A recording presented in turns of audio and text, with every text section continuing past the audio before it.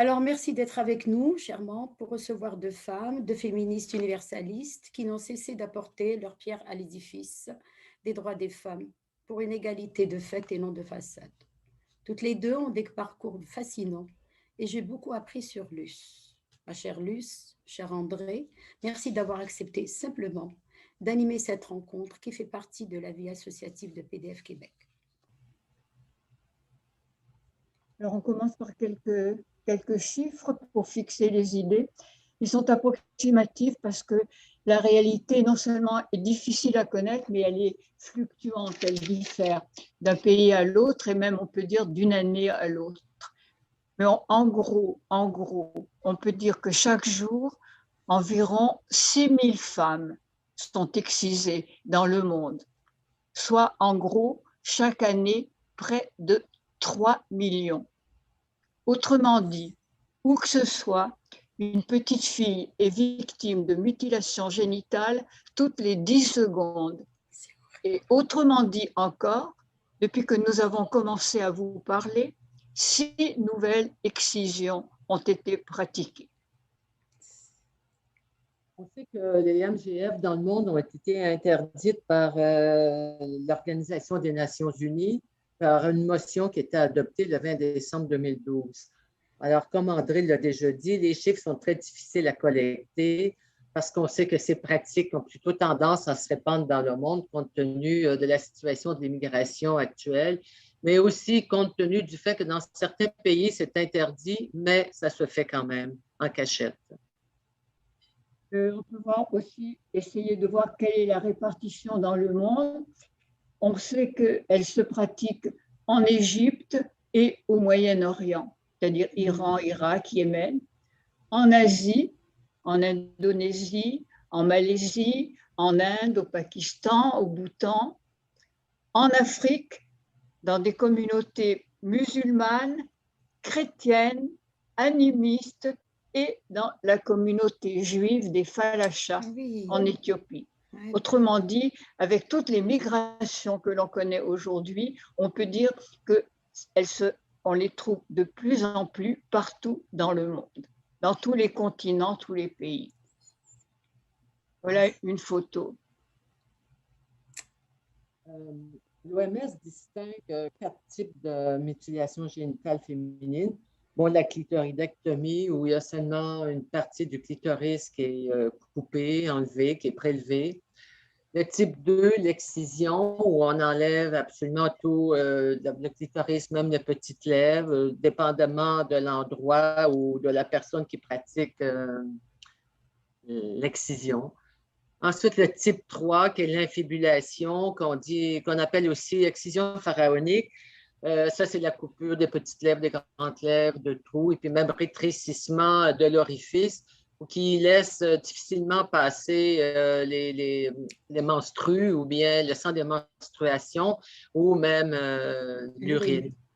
Et puis, le type 4, c'est toutes les sortes d'interventions qui sont pratiquées sur les organes génitaux, mais qui occupent la des phénothérapeutiques, comme on dit ici, les ponctions, les percements, l'incision, la subincision, la scarification, cautérisation, l'introcision. En tout cas, il y a toutes sortes de petites fantaisies qui se passent qui distinguent, disons, les MGF. Et puis, il ne faut surtout pas parler de circoncision, mais vraiment d'excision. Oui, parce qu'on associe souvent, et vous ne serez pas étonnés de savoir que ce sont surtout les hommes, on associe souvent excision et circoncision. Alors, qu'en est-il exactement de la comparaison qu'on peut faire? En fait, elles sont incomparables quant à la douleur et aux dommages subis. La douleur, parce que le clitoris est beaucoup plus innervé que le gland. Il reçoit 8000 terminaisons nerveuses en moyenne, le gland 6000. Et puis parce que les dommages sont d'une gravité incomparable, c'est-à-dire dans le cas des excisions, ce sont des dommages qui vont durer pendant toute la vie de la personne, tandis que pour la circoncision, c'est différent, on va le voir un peu tout à l'heure, mais il reste bien évidemment que les deux porte atteinte à l'intégrité du corps à laquelle chacune a droit. Voici la carte qui présente les mutilations génitales féminines dans le monde. C'est sûr qu'elle date de 2011, qu'il y a sûrement des justificatifs à refaire à cette carte. Bon, on voit ici quand même la présence en Amérique du Nord, peut-être moins de 10%, mais encore, c'est très difficile à évaluer parce qu'on sait que les choses se font en secret. On n'arrive pas à avoir une idée du taux, de ce qui peut se faire même en cachette, mais c'est parce qu'il y a un silence absolu qui se fait, qui se conserve ici à travers les communautés immigrantes. Et puis, on voit bon, que l'Afrique, le Moyen-Orient, finalement, et l'Indonésie sont quand même les pays où le taux est quand même de plus de 50%. C'est énorme. Puis là, bon... Alors, pourquoi est-ce que l'excision, l'infibulation sont perpétuées? Alors, les arguments pour sont les suivants. Bon, d'abord, il y a le respect des coutumes, le respect de la tradition, des rites de passage au moment des cérémonies d'initiation. C'est une inscription corporelle de la distinction fondamentale homme-femme. L'idée qu'une femme non excisée ou non infibulée est impure. La croyance que ces pratiques rendent les femmes plus fécondes. L'obligation religieuse dans pas mal de pays, l'Indonésie, etc. Et le refus des hommes d'épouser une femme qui n'a pas été excisée. Aujourd'hui, il y a des choses quand même, il y a des changements qui se pratiquent parce que justement certains pays ont bloqué, empêchent, interdisent la pratique. Alors, pour que ça ne paraisse pas, on le fait de plus en plus, on recourt de plus en plus à l'excision chez des bébés, chez des petites filles de plus en plus jeunes parce qu'elles ne peuvent pas s'exprimer, elles ne peuvent pas en parler. Alors, à ce moment-là, est-ce qu'on peut dire, est-ce que les gens peuvent encore utiliser la justification de la pratique traditionnelle, du moment de passage? En tout cas, on voit que la pratique elle-même finit par annihiler l'explication qu'on en donne. Il faut savoir, parce que c'est ça qui différencie finalement les mutilations de la circoncision, les conséquences de ces mutilations. Il y a très souvent des complications qui parfois peuvent être très graves, c'est-à-dire des lésions. Il faut savoir que c'est pratiqué par une vieille femme qui n'a aucune idée de l'anatomie ni rien du tout, qui manie son rasoir selon l'expérience qu'elle a pu en avoir. Donc, complications parfois très graves, des lésions à l'urètre ou à l'anus, des infections secondaires susceptibles de gagner la vessie et d'entraîner à long terme la stérilité, ou encore des fistules vésico-urinaires accompagnées d'incontinence urinaire ou fécale.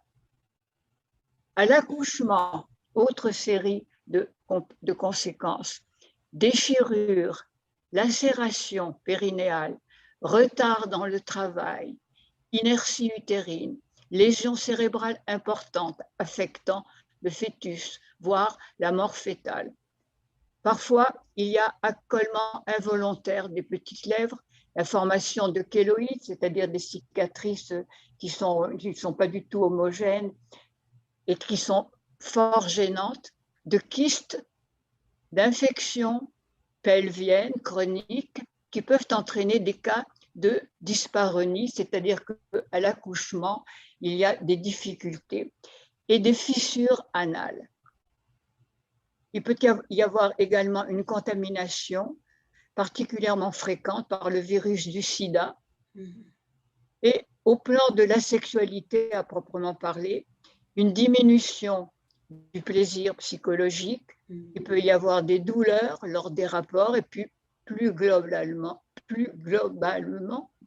un retentissement possible sur le sentiment d'identité féminine. Finalement, si on prend tout ça, on voit qu'il n'y a aucun bienfait pour la santé il ne peut y avoir que des complications et ces complications risquent parfois d'être mortelles.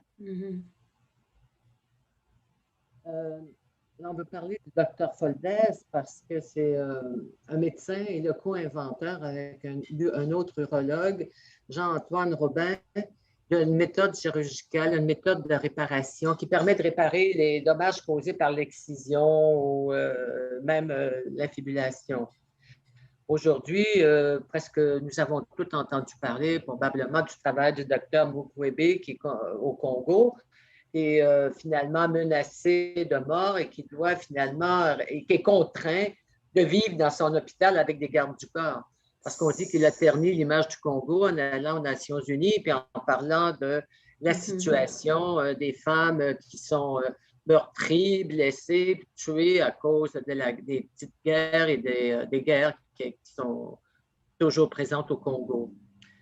Le docteur Foldès parle aussi du clitoris comme un organe parce qu'il soulignait que dans tous les livres de médecine et puis dans les bibliographies mondiales sur l'anatomie humaine, on n'en parlait pas du clitoris. C'était quelque chose qui n'existait pas, qui démontre quand même le peu d'importance que les femmes peuvent occuper aux yeux de la société. On peut dire qu'au cours des 19e et 20e siècles, il y a eu contestation de la coutume par des missionnaires soit catholiques, soit protestants, par des administrateurs coloniaux, des professionnels de la santé qui tentent de décourager la pratique, mais qui n'ont eu, comme vous le pensez bien, aucun succès dans ce but-là. Sur le plan international, il y a eu longtemps un long silence qui a prévalu parce que le sujet est tabou, la volonté politique plutôt absente, et parce que prévalent les notions de respect des coutumes, respect des groupes humains qui sont autres que les nôtres, et le principe de non-ingérence dans les affaires d'un État qui est par définition souverain. Alors finalement, il y a à long terme, avec l'action des féministes, bien de personnes engagées à différents niveaux dans les ONG, ou les organisations des Nations Unies, il y a eu une internationalisation d'une prise de conscience de la complexité de la gravité. Alors, c'est à ce moment-là qu'on voit que les organisations internationales s'impliquent et puis que il y a énormément maintenant de vastes opérations qui sont engagées pour éliminer les pratiques. Et puis, ça a donné quand même des résultats. Par exemple, le Burkina Faso qui a interdit les mutilations, le Sénégal, d'autres pays aussi. Mais avec, on verra peut-être plus tard si on en parle avec toutes les conséquences que ça apporte. Alors, quels sont les facteurs qui ont fait que il y a une conscientisation générale du phénomène? D'abord que la pratique des mutilations génitales féminines a connu une étendue géographique incontestable.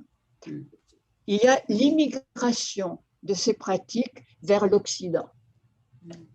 On peut citer également l'influence des mouvements féministes occidentaux. Du côté de la littérature française, j'aimerais rappeler le travail de Benoît de Groux, qui a été la première, je crois, la première à dénoncer la chose. Il y a le travail et l'engagement aussi de certains États, principalement africains, qui ont décidé de mener la lutte à cette tradition.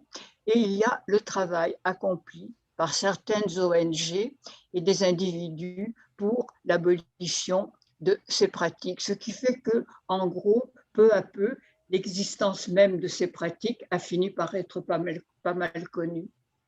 On en parlera plus tard, mais on voit qu'il y a toujours un va-et-vient par rapport aux pratiques. Ce n'est pas parce qu'un pays, à un moment donné, a interdit la pratique qu'il n'est pas revenu sur sa décision, comme c'est le cas de l'Indonésie, par exemple. Au Québec, qu'est-ce qui se passe? On voit que Nous, depuis le temps qu'on travaille, on a commencé avec différentes organisations, de différentes manières, en faisant des conférences et compagnie. On se rend compte qu'on est placé devant une population qui est complètement ignorante des faits. Puis là, on souligne ici que dans le journal La Presse de 1975, il y avait une personne qui avait quand même signalé l'existence de cette pratique. Et puis, on voit que le personnel du milieu médical, social, communautaire, éducatif se dit peu informé de ces coutumes, mais aussi, d'après notre expérience, on s'est rendu compte qu'ils refusent d'en parler. Alors, on se dit pourquoi ce silence absolu au Québec, mais aussi les groupes d'immigrants ou d'immigrants refusent aussi d'en parler très souvent. Il y a des gens qui sont des adversaires, heureusement, à la pratique des mutilations génitales féminines au Québec et qui font valoir que ce qui est un fait incontestable, les MGF ont des conséquences graves et même souvent néfastes pour la santé et l'intégrité physique, psychologique et morale des fillettes et des femmes. Elles sont manifestement un obstacle à l'intégration des fillettes à la société d'accueil. Il y a aussi, par contre, des gens qui sont favorables à la pratique des mutilations génitales féminines au Québec et qui font valoir que, par exemple, les gens reçoivent des pressions de leur famille d'origine et doivent suivre les coutumes de leur pays. Cette opération-là doit être pratiquée. Et puis, finalement, le fait d'être en contact presque d'une manière permanente avec les fameux téléphones, les gens reçoivent beaucoup d'injonctions pour faire la pratique.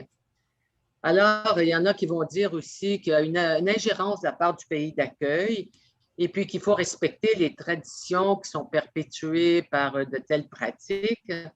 Finalement, on en arrive à la fameuse notion de relativisme culturel ou de multiculturalisme comme on le connaît au Canada. Alors, ces gens-là ajoutent que les croyances, pour détailler un petit peu ce que Luce vient de nous dire, les croyances, les activités mentales d'un individu sont relatives à la culture à laquelle ces activités appartiennent et à laquelle cette culture appartient et constitue pour lui la référence. Autrement dit, toutes les cultures se valent et on ne saurait établir entre elles de hiérarchie. On ne saurait juger la façon d'être, de penser ou d'agir d'un étranger qu'en essayant de le comprendre à travers sa culture à lui.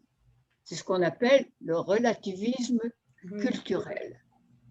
Alors, on voit que le relativisme culturel, contrairement à l'idée qui initie, si on veut, sa définition, on voit que ça conduit beaucoup plus facilement à la division et au communautarisme qu'à la cohabitation ou au vivre ensemble. Parce que chacun va affirmer sa particularité, son importance et puis sa pensée, sa forme d'être, d'agir et de penser. Alors, pour certains, il y a des gens qui développent une attitude compassionnelle qui se transforme en forme de vertu et qui vont soutenir l'idée que, bon, oui, il ne faut pas les opposer, il faut laisser les gens faire et vivre selon leur culture. Alors, cette question de l'universalité des valeurs, qu'on appelle le relativisme éthique, c'est une question délicate, mais on s'entend au moins sur ceci. Égalité de traitement pour tous et pour toutes, droit de chacun et de chacune à son intégrité physique et mentale, liberté de conscience, liberté d'expression. Il est évident que nous avons beaucoup à apprendre des autres peuples, des autres cultures, mais pas à régresser sur le plan des valeurs acquises et qui sont partagées par la société d'accueil. Alors, notre responsabilité en tant que société d'accueil, c'est de comprendre qu'il y a des pratiques qui sont complètement répréhensibles, qui sont nuisibles, dangereuses, et puis, en tant que société, nous devons refuser de les perpétuer. Et puis, même en Afrique ou ailleurs, il y a beaucoup de pays qui reconnaissent exactement la même chose. Alors, on ne peut pas accepter cette idée de relativisme culturel dans le sens qu'on protège l'intégrité des croyances ou des pratiques d'une culture, alors qu'elles sont complètement néfastes à plusieurs niveaux. Alors, nous, en tant que société d'accueil, quand on s'oppose à cette pratique des MGF, alors il faut qu'on aussi, en même temps, refuse l'accusation de colonialisme occidental. On refuse aussi la notion de multiculturalisme, de relativisme, etc. Il faut reconnaître que ces pratiques sont vraiment des pratiques traditionnelles qui sont néfastes. Elles affectent plus de 200 millions de femmes et de filles à travers le monde. Et comme d'autres d'ailleurs, elles violent de nombreux droits fondamentaux. Comme je dis comme d'autres, je pense à toutes ces questions des mariages précoces, des crimes d'honneur, etc. Tout cet ensemble qui n'a plus rien à voir avec nos propres valeurs. Elles violent de nombreux droits qui sont des droits fondamentaux. Le droit à la non-discrimination, le droit à la protection contre la violence physique et mentale, le droit de jouir du meilleur état de santé possible et finalement le droit à la vie. Alors, au Québec et au Canada, quel est l'état des lieux? Qu'est-ce qui se passe actuellement par rapport à la loi et aux interventions? Bon, il y a un article du Code criminel, l'article 273.3, qui n'est pas appliqué, puis dans lequel l'article, on voit que toute forme, toute mutilation, toute intervention qui mettent en péril, disons, le corps ou le mental des personnes, c'est condamné, c'est quelque chose, puis cet article-là n'est pas appliqué. Ensuite, les multiples conventions internationales relatives aux droits des femmes ne sont pas ratifiées par le gouvernement canadien. Ils sont reconnus, mais elles ne sont pas ratifiées. Ensuite, on se rend compte que la clandestinité, il y a une grande loi du silence qui prévale parmi les groupes où se pratiquent les MGF. Puis ensuite, il y a d'énormes problèmes de santé qui sont conséquents, qui sont éprouvés par les femmes. Et le Québec n'offre pas de services de chirurgie réparatrice pour les MGF. Alors, on est obligé de constater qu'il y a une absence de ressources, généralement parlant. Autrement dit, il y a un manque de données qualitatives et quantitatives quant à la situation qui prévaut, une absence de ressources pour assurer la prise en charge des femmes victimes de cette pratique et une loi du silence qui prévaut dans les communautés migrantes et qui se répercute au niveau gouvernemental sous prétexte de relativisme culturel ou de respect de coutumes autres que les nôtres. Alors, on s'est posé la question, comment agir sur la situation au Québec? Bon, la première des choses, c'est quand même d'être informé sur la situation qui se vit, qui prévaut ici sur le territoire. Alors, on propose de mener des enquêtes justement de type qualitatif et quantitatif qui nous permettraient, première chose, d'évaluer la situation. Deuxième, d'avoir une meilleure connaissance des conséquences sanitaires, sociales et psychologiques des mutilations sexuelles.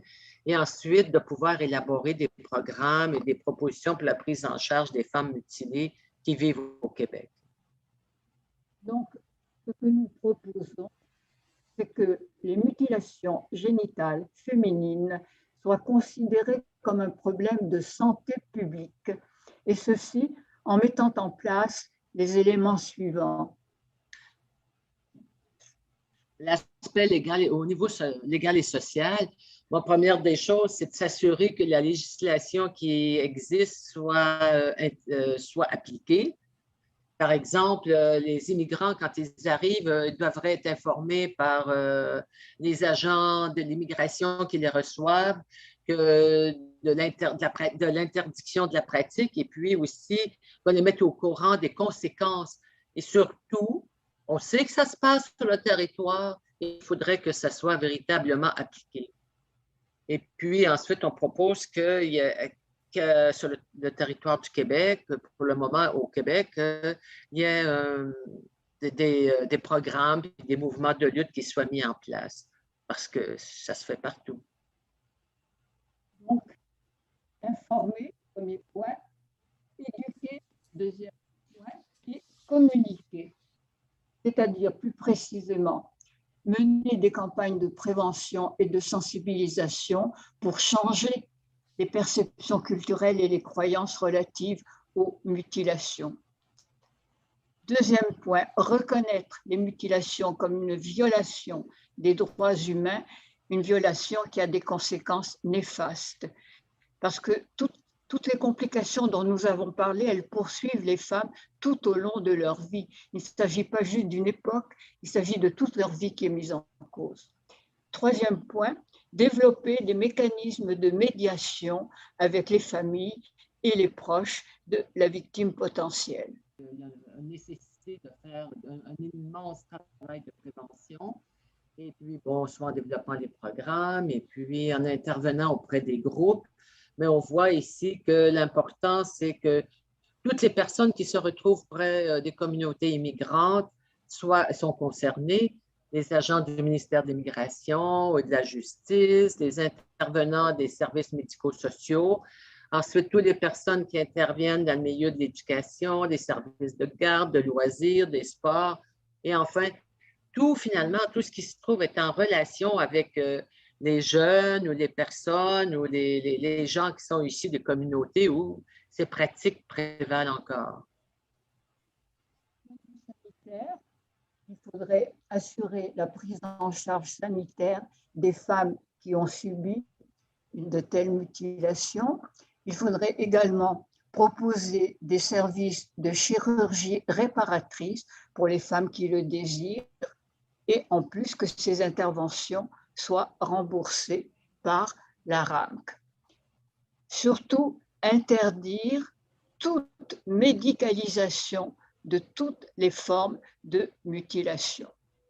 Parce qu'on sait aujourd'hui que finalement, comme il y a des contestations qui prévalent dans plusieurs pays, ça devient pratiquement une norme, ça se fait de plus en plus en milieu hospitalier. Et puis, qui va refuser? Hein? C'est si payant de faire des mutilations. Bref, il faut développer un plan national de lutte contre les mutilations. Il faut le mettre en pratique. Il ne faut pas seulement le développer, il ne faut pas seulement qu'il existe, il faut le mettre en pratique.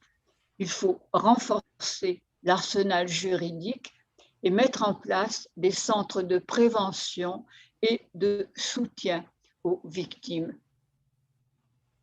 Et puis, il y a un aspect qui est excessivement important après qu'on a pu rencontrer, disons, le Collège de médecins. On a parlé de l'importance de briser le secret professionnel. On s'est rendu compte que les médecins ici ne sont pas prêts à le faire, alors qu'en Belgique et en France, ce sont des pratiques qui se font, disons, en professionnel, mais au moins le secret est brisé. Alors, ça permettrait, ça se fait même en Ontario aussi, selon une loi qui est passée depuis plusieurs années. Alors, ça permettrait, disons, de répertorier le cas des patientes, ensuite de divulguer la situation, de refuser de reproduire cette pratique, et puis le partage aussi entre intervenants des divers milieux aiderait à protéger les victimes et ça pourrait aussi réconforter peut-être les jeunes filles qui parfois sont potentiellement à risque de vivre des mutilations, mais de savoir qu'elles peuvent avoir une protection. Parce que nous, on insiste beaucoup sur le fait que notre travail, on veut surtout le diriger vers les petites Québécoises, les petites filles qui sont issues de l'immigration, qui sont des petites filles québécoises qui vont grandir sur le territoire ici et qu'elles n'ont rien à voir avec les pratiques africaines qui sont celles de leurs parents ou de leurs grands-parents. Elles ont le droit de vivre autrement. Surtout empêcher que les petites filles, pendant l'été, aillent voir dans le pays d'origine leur grand-mère, parce qu'on sait très bien qu'elles partent intactes et qu'elles reviennent avec une mutilation. Ici, comme on finit, j'aimerais ça vous lire une citation du docteur Foldes, entre autres, qu'on a parlé, celui qui a mis en place la chirurgie réparatrice contre les mutilations. Quand on nous demande, les gens nous disent toujours, oui, mais ce sont les femmes qui les font, les pratiques, les MGF. Alors ça, à quoi nous rétorquons, même à l'instar du docteur Foldes, qui dit, les femmes africaines que je reçois jugent que les hommes sont les véritables responsables des actes mutilatoires, même si l'excision passe techniquement par les femmes. C'est un crime des hommes qui sacrifient la sexualité de leurs femmes pour mieux la contrôler. Bon, voilà ce que nous avions à vous présenter.